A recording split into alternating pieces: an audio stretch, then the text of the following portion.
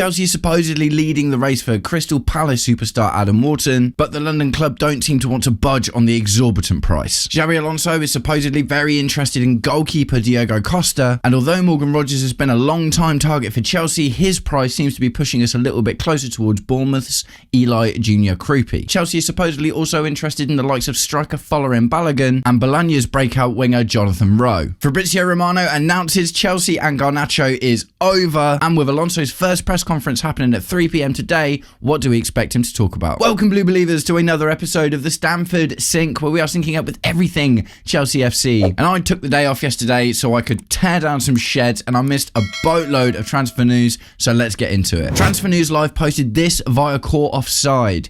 Chelsea remain in talks over a move for Crystal Palace midfielder Adam Wharton.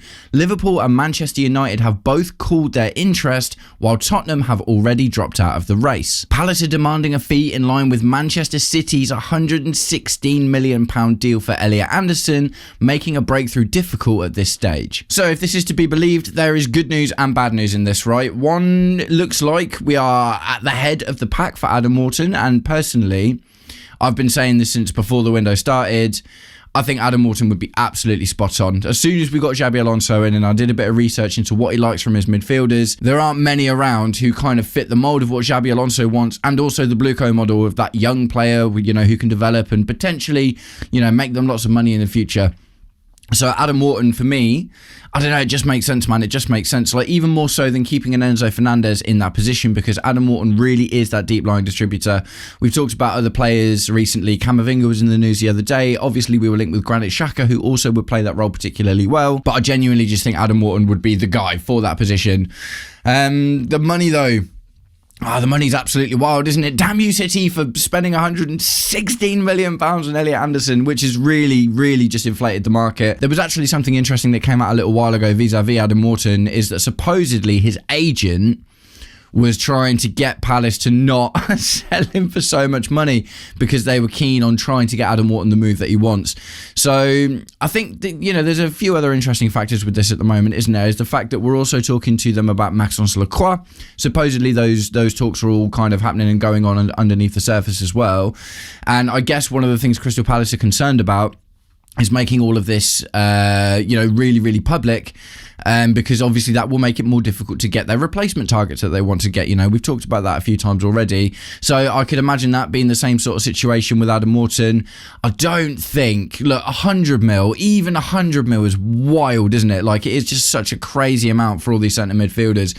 But I don't think that anyone pays 116 mil. I don't think anyone gets close to the Elliot Anderson money for Adam Wharton. And by the sound of it, a lot of clubs have already dropped out of the race. That's probably going to be because of the price. So like I said, for me, Adam Wharton is just kind of the guy, I think. I would really like to see him in. I think a midfield partnership of Moises Caicedo and Adam Wharton with the likes of João Pedro, Cole Palmer, Esteval Willian, you know, a silky news, nice looking attacking left winger if we get them as well. But just having Adam Wharton dictating that play, it's very exciting. And even to think about, like, you know, left and right wing backs as well, like the likes of Palestra, could really benefit from having a string puller like Adam Wharton in there as well.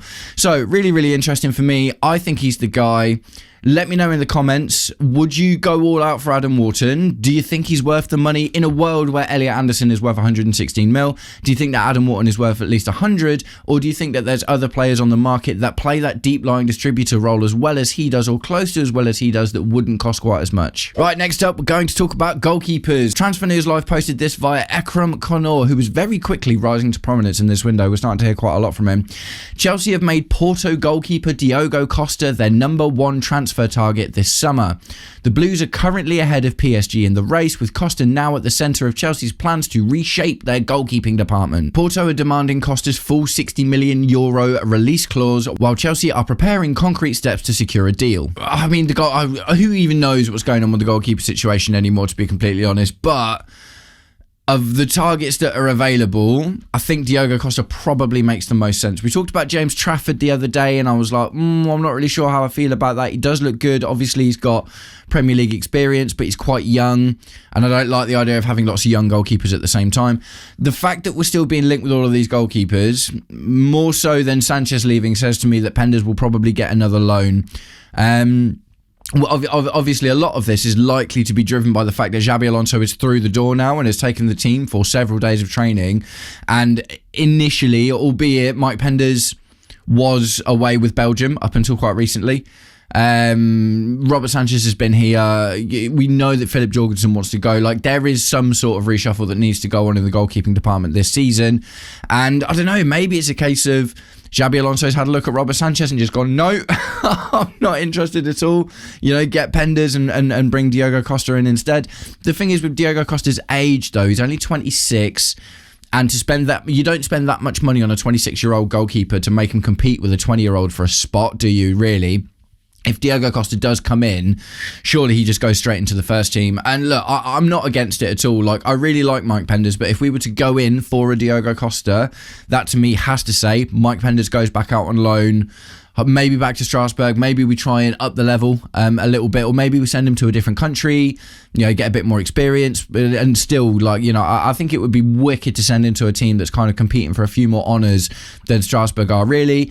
Potentially like a Europa League team or something would be really, really interesting to get him a bit more competitive experience across Europe as well. But either way, it looks like the goalkeeper situation is just going to continue to rumble on. I think when you think about options for the goalkeeper spot as well, in the grand scheme of things, we've heard about Mike Maignan still being an option, albeit you'd be looking at similar money to what we're talking about for Diogo Costa at the moment. And with Mike Maignan being 30 and Diogo Costa having risen to prominence so quickly. And then there's Robin Roos from Sunderland as well, but the Sunderland stuff's gotten a bit frosty at the moment, hasn't it? So, you know, maybe that's not so much of an option.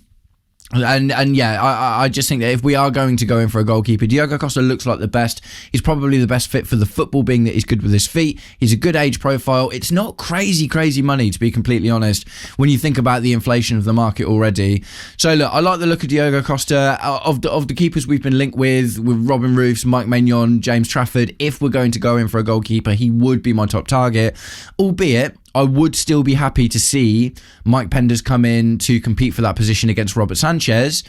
But if we are going to bring in another goalkeeper, I think vis-a-vis Mike Penders, you have to absolutely send him out on loan at that point, because otherwise we're just playing a dangerous game where we might end up with another Philip Jorgensen situation, or even worse, another Jordi Petrovic situation. And guys, if you've made it this far into today's episode of the Stamford Sync, please do me the distinct honour of liking and sharing the video, subscribe to the channel, or just roast me in the comments, whatever gets you through your day. Right, next up, we're going to talk a little bit about Morgan Rogers, where he might end up going, and who we might be looking to go for instead. Transfer News Live posted this via Court Offside.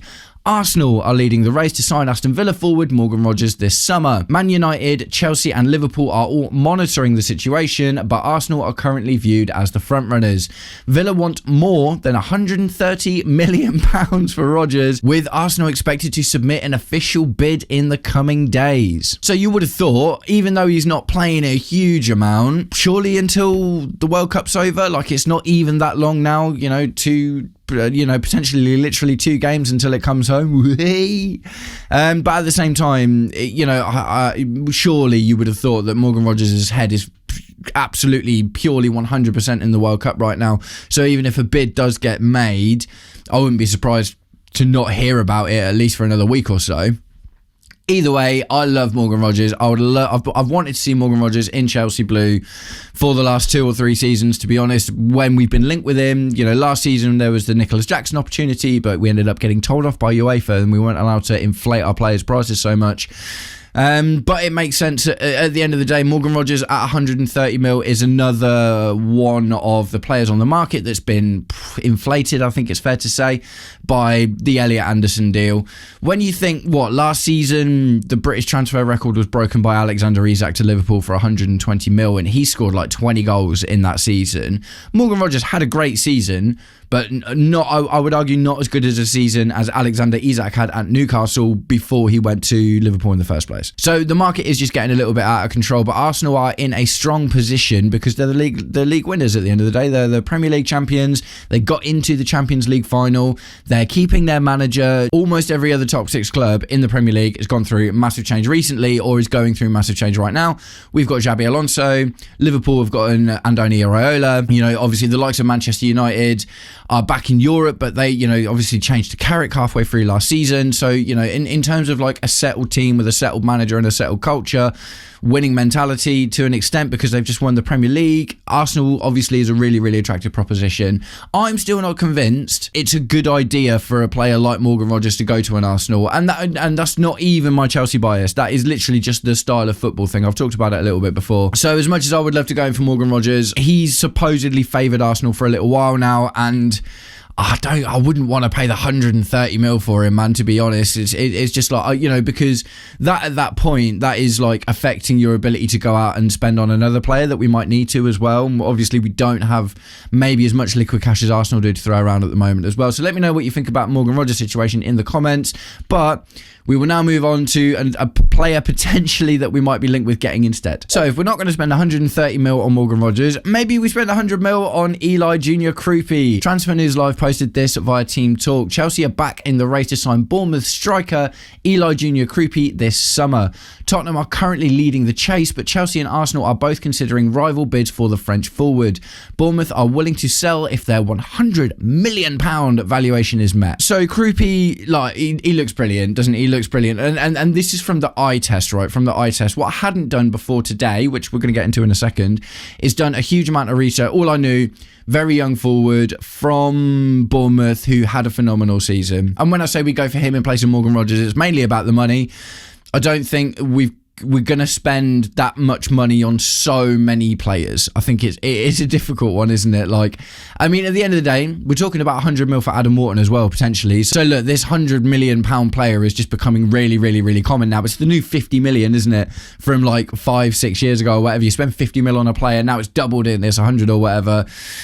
So Tottenham are very interested in Kroupi as well, and they're really going for it in the transfer market at the moment. I like the idea of, I mean, the thing is, we've got 6 strikers on our books as of right now, but to be completely honest, none of them seem like quite as good a proposition as Kroupi in the grand scheme of things when you consider his age profile and, you know, where he fits in on the pitch. So before I wax lyrical about him just for his Premier League record, let's have a little look at his stats. So this is Eli Junior Kroupi. He's 19 years old, plays as a striker and is French.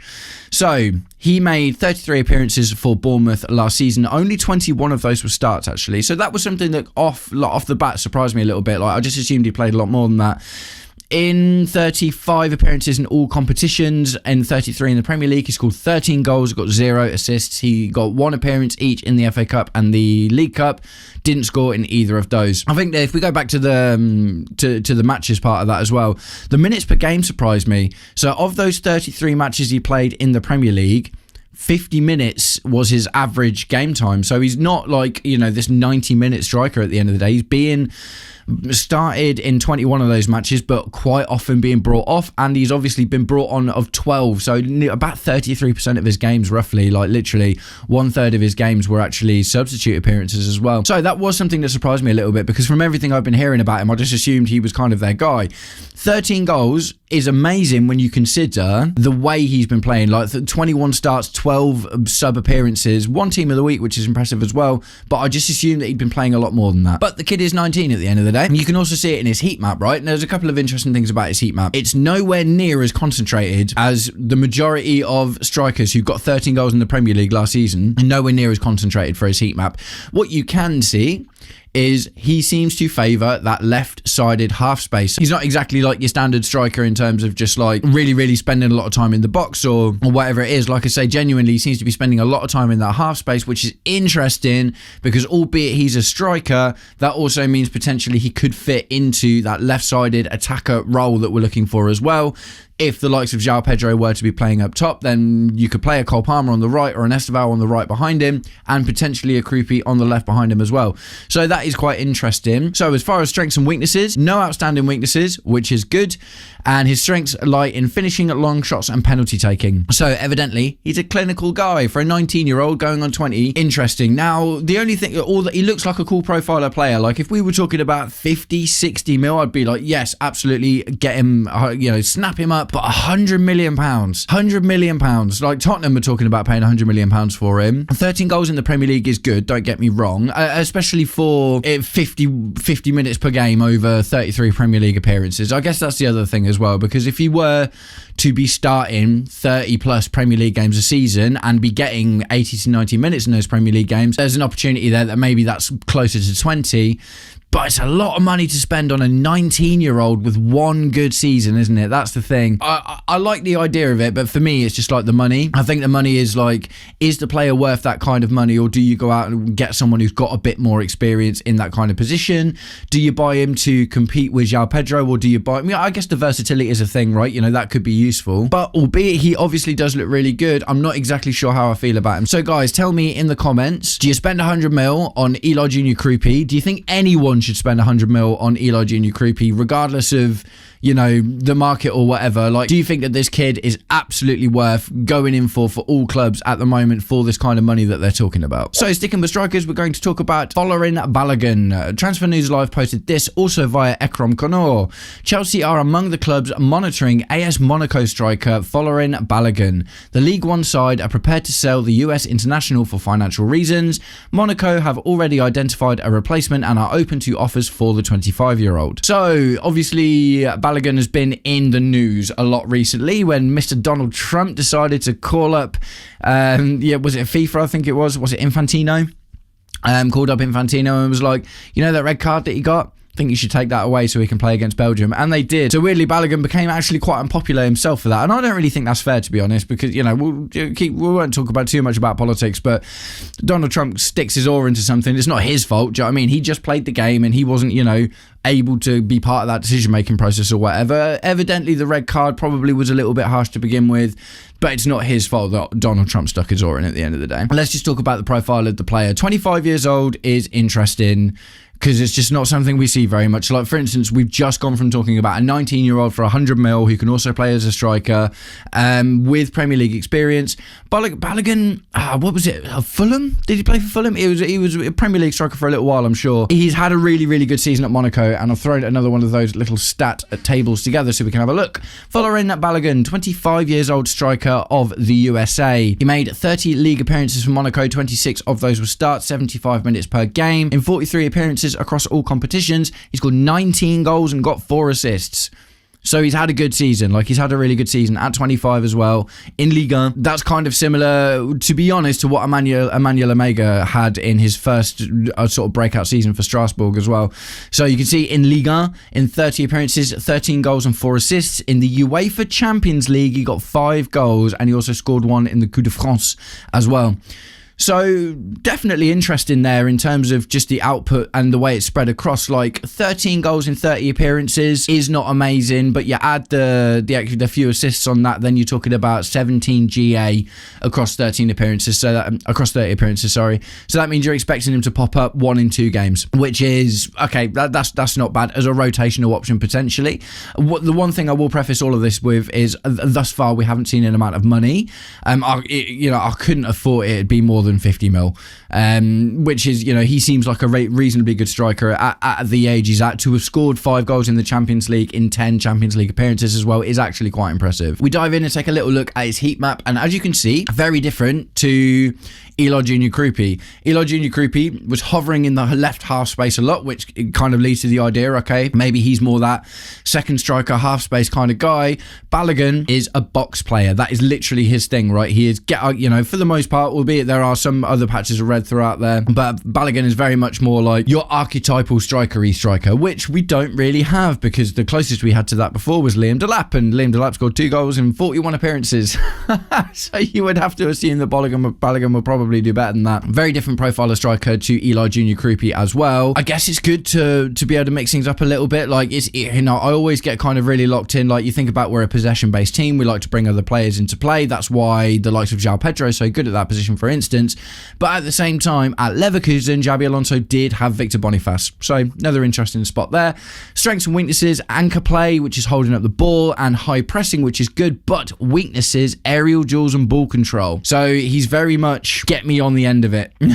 I think he's more of a get me on the end of it kind of guy, and which is a shame though that his aerial duels aren't very good, because we do need to reinforce our ability to score goals from set pieces. So Folarin Balogun, I think he looks all right, to be honest. I'm reserving judgment on links to this player until we start seeing amounts of money being thrown around. Obviously at 25 years old, you're not necessarily looking at one for the future, but could he come in and do a job now?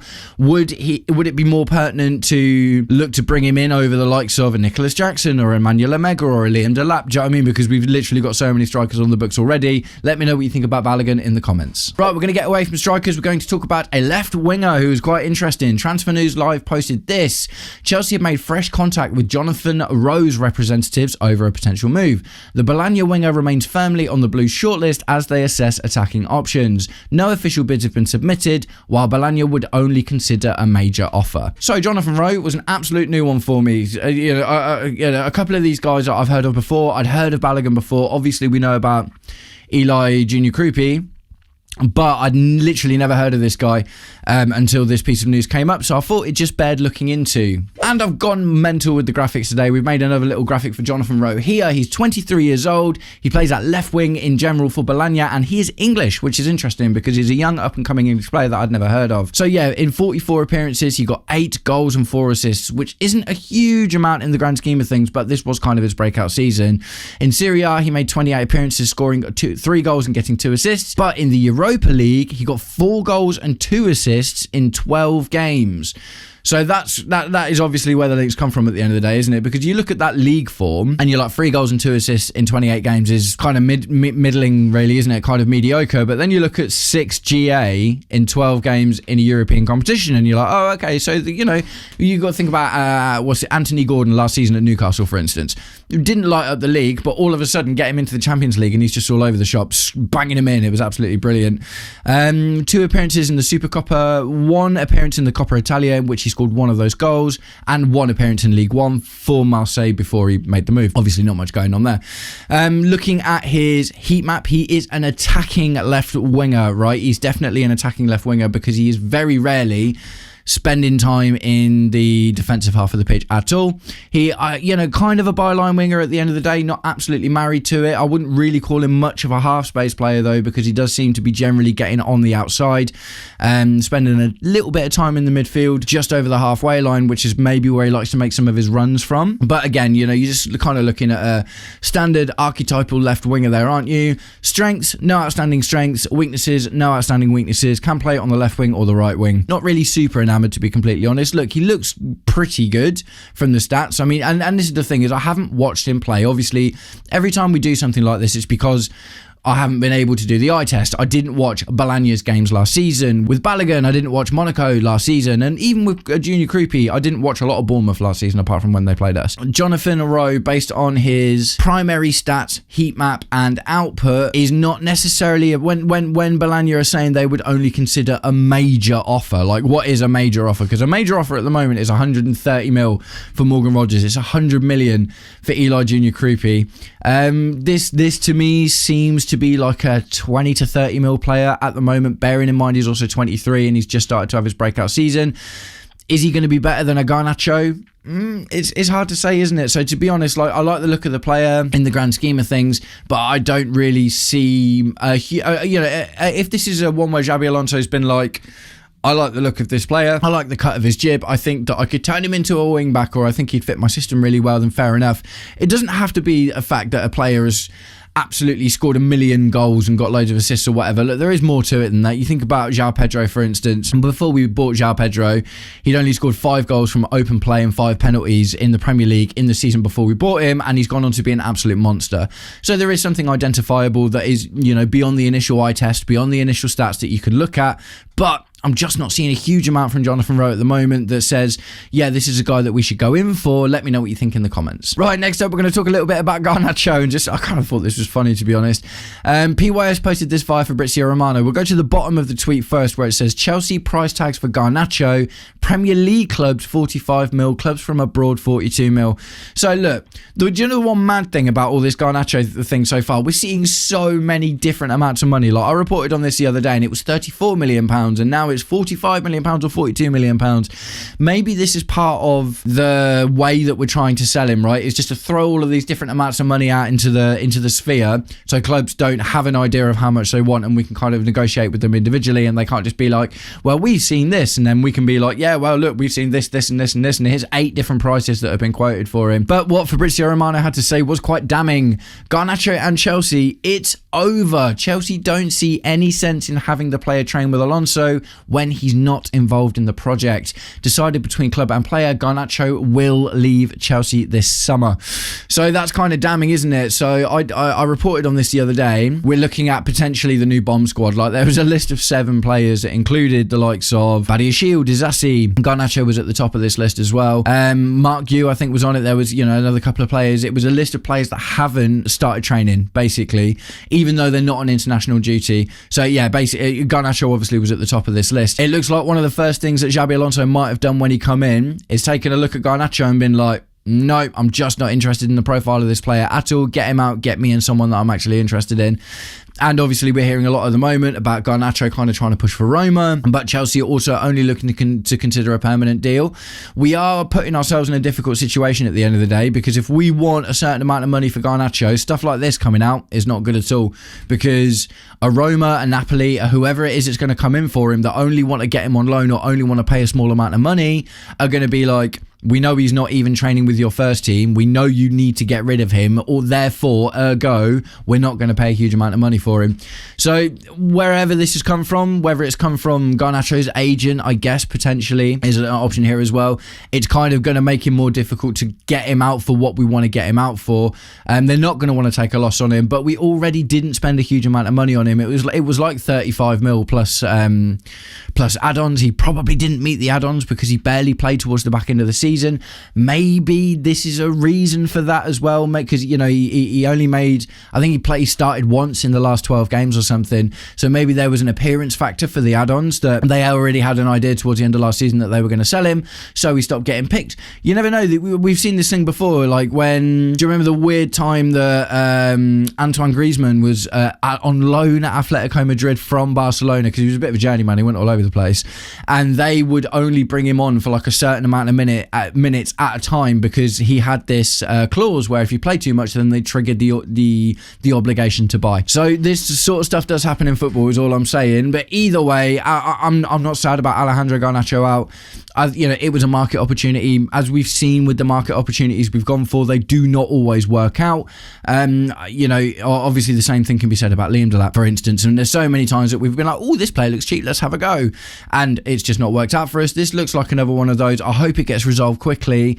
It would be a shame to take a loss on him, but at the same time, I think the most important thing is just to get him out of the squad. And to finish up, we're going to talk a little bit about the man himself, Xabi Alonso. So he's in tow. He's been taking the team for training, and today at 3 p.m, he is going to be doing his first press conference. So CFC Daily posted, what are we expecting the subjects to be? Enzo Fernandez's future, transfer incomings, potential outgoings, Garnacho's future, season targets, the captaincy, and the Chelsea players at the World Cup. So this was really just a thing for me to say to you guys. Get in the comments, what do you want to hear Xabi Alonso talk about in his press conference at 3 p.m. today? Is it going to be anything on this list? Is there something outside of this list? Do you think any of the stuff on this list is kind of superfluous and just doesn't matter? I imagine he's just, you can kind of potentially already see what he's going to say for some of these, can't you? Enzo Fernandez, he has a contract at Chelsea. He's a player I like a lot. He's a big part of the team. He's been the vice captain. He scored lots of goals. It's all just going to be nice stuff about Enzo Fernandez, isn't it? Transfer incomings, it will be very much, I'm sure, the case of I'm working very closely with the sporting directors to improve the team. We know the areas we want to improve. I think it'll all just be kind of that, wishy-washy manager speak. Potential outgoings, I would be surprised if he was curt enough to just point blank say who he wants to get out, because that could also risk bringing their prices down. The same thing with Garnacho future, so I would expect him to be a bit cagier on that. Season targets. Chelsea is a club that has to win. We have to be in the Champions League. We have to win trophies. I'm sure that will be very much that. The captaincy, I do think, would be very interesting, because personally, I think Levi Colwill should be made the vice captain, regardless of what happens with Enzo Fernandez, whether he stays or goes. For me, Levi Colwill vice captain makes the most sense. So I will be interested to see what he's got to say about that. And Chelsea players at the World Cup, not much to talk about, really, is there? So, guys, let me know, what do you think that Xabi Alonso is going to talk about, and what question would you ask Xabi Alonso if you had the opportunity to be one of the reporters sat in front of him? So guys, we're going to start wrapping the video up there, but I would like to know what you think about everything that we have talked about today. Adam Wharton, Diogo Costa, Eli Junior Kroupi, Folarin Balogun, and Jonathan Rowe. Do you see any of these 5 players as interesting opportunities, and do you think they're worth spending the money on? Fabrizio Romano says Chelsea and Garnacho is absolutely over, and it's a little bit savage, man. It's a little bit savage, just like how it's come out, but part of me thinks this might have come from Garnacho's camp in particular. And Xabi Alonso takes his press conference for Chelsea at 3 p.m. today. Let me know what you would like to ask him if you had the opportunity. Nice one, guys. I hope you're all having an absolutely wicked day, and I'll catch up with you very, very soon. Take it easy. Peace.